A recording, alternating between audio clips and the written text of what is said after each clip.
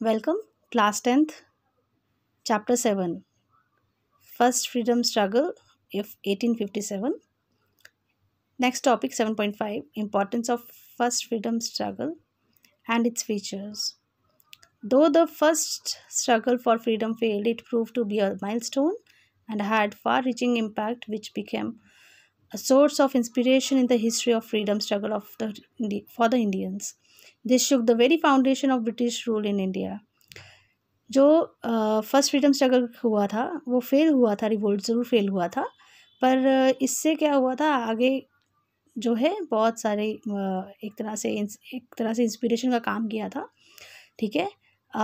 और इस रिवोल्ट का सबसे बड़ा जो एक इम्पैक्ट रहा वो रहा ब्रिटिशर्स के ऊपर कि वो लोग डर गए थे, बिकॉज इस रिवोल्ट ने उनकी जो नींव थी पूरी तरह से उसको हिला के रख दिया था।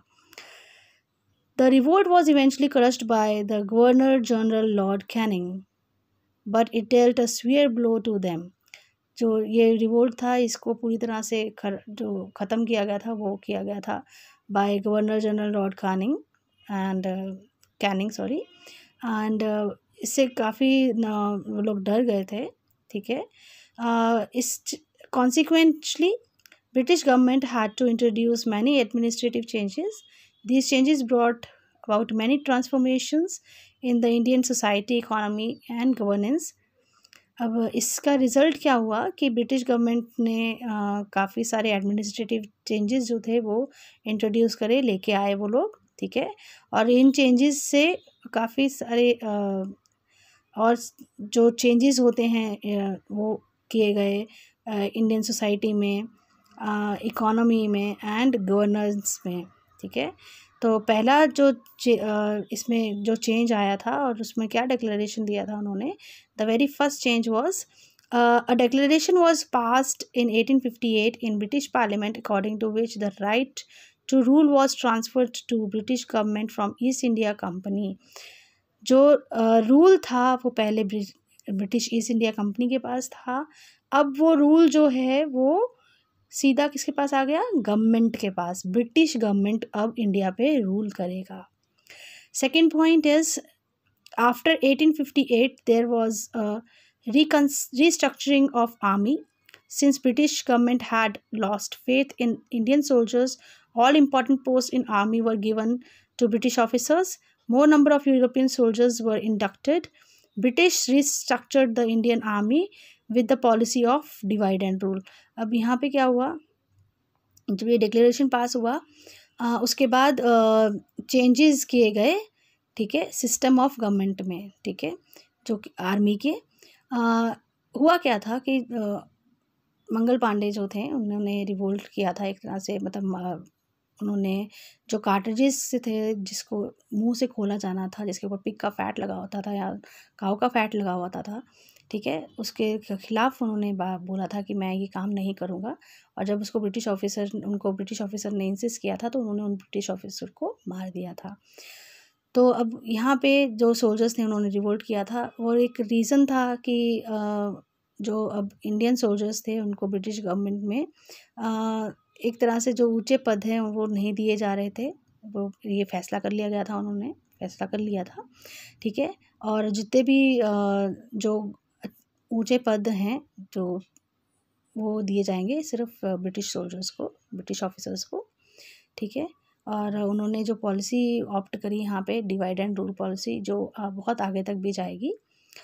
Next is there was change in policy of merger of states, adoption of successor was recognized, relative rulers were assured that no more takeover of states will take place henceforth. ठीक है।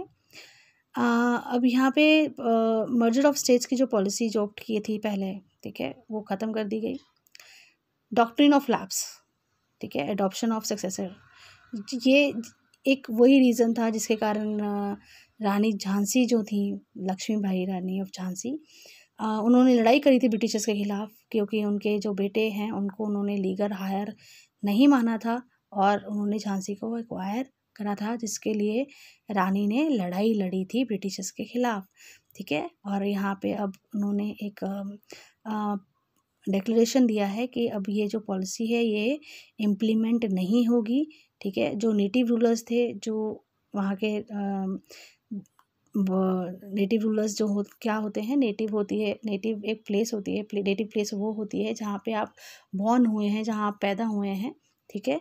और जो रूलर्स थे उनको ये show किया गया था कि जो स्टेट्स का टेक ओवर चल रहा था वो अब से बिल्कुल बंद हो जाएगा। Okay, next point is British government showed a more sympathetic attitude towards land owners, landlords and native rulers in order to get their support, ठीक है। अब ब्रिटिश गवर्नमेंट थोड़ी सॉफ्ट हो चुकी थी यहाँ पे, ठीक है, क्योंकि उनको आगे लोगों पे रूल करना था। तो उनके लिए उन्होंने क्या करा, जो लैंडलॉर्ड और लैंड ओनर्स थे और नेटिव रूलर्स थे उनको अपना पूरा सपोर्ट दिया, ठीक है। Next point is the British historians tried to play down the importance of revolt of 1857 by calling it a mutiny of soldiers. The famous revolutionary and thinker Vinayak Damodar Savarkar called the events of 1857 as the first struggle for freedom and wrote a book with the same title. अब क्या हुआ, यहाँ पे British और historians ने इस चीज़ को नीचा दिखाने की कोशिश करी और इसका एक उन्होंने एक टाइटल दिया इस रिवोल्ट के बारे में, ठीक है। और उनको ये बोला गया कि mutiny of soldiers, mutiny of soldiers का मतलब ये होता है कि आपने किस अपने जो आपके पर्सन इन कमांड है, जैसे आपने उनके ऑर्डर्स को ओबे नहीं किया है और रिफ्यूज़ किया है, तो इससे क्या होता है, एक नेगेटिव इमेज जो है वो शो होती है। सो द फेमस रेवोल्यूशनरी, जो हमारे यहाँ के रेवोल्यूशनरी और थिंकर थे विनायक दामोदर सावरकर, उन्होंने इस इवेंट को 1857 इवेंट को फर्स्ट फ्रीडम स्ट्रगल का नाम दिया और इसके ऊपर एक जो है वो किताब लिखी सेम टाइटल पे। The first freedom struggle for freedom was started on 10th May 1857 in Meerut between soldiers and their officers. But this is worth a note that the very next day soldiers marched towards Delhi and declared Bahadur Shah Zafar II as the symbolic emperor of India. This way the struggle of independence, which was not fought between the soldiers and their officers but between two political powers. अब क्या हुआ था, freedom struggle जो थी वो start हुआ था 10 मई 1857 को मेरठ में, और ये जो स्ट्रगल था वो सोल्जर्स और उनके ऑफिसर्स के बीच में था, ठीक है। बट यहाँ पे क्या हुआ था, अगले ही दिन जो सोल्जर्स थे वो दिल्ली की तरफ चले गए और वहाँ पे उन्होंने डिक्लेयर किया कि बहादुर शाह II जो हैं वो उनके एम्परर हैं इंडिया के, ठीक है। और इसकी वजह से क्या होगा कि जो ये है ये आपस में फाइट नहीं होगी सोल्जर्स की और ऑफिसर्स की, ये होगी दो पॉलिटिकल पावर्स में। A large number of people participated in the struggle. On one hand the soldiers were revolting against the British regime, and on the other hand common people were protesting against them on roads with spears, axes and sticks in hands, ठीक है। अब यहाँ पे एक तरफ तो British soldiers जो हैं वो इंडियन सोल्जर्स जो हैं ब्रिटिशर्स के खिलाफ खड़े हैं और दूसरी तरफ जो लोग हैं, जो आम लोग हैं, वो भी उनके खिलाफ खड़े हैं सड़कों पे आके। This struggle of freedom inspired the coming generations of India for the struggle. The struggle of 1857 implemented the nationalistic feeling, this cultural unity in the country, ठीक है। अब इससे क्या हुआ कि 1857 एक तरह से एक ऐसा रिवोल्ट रहा जिसने लोगों के अंदर एक नेशनलिस्टिक फीलिंग को डेवलप करा।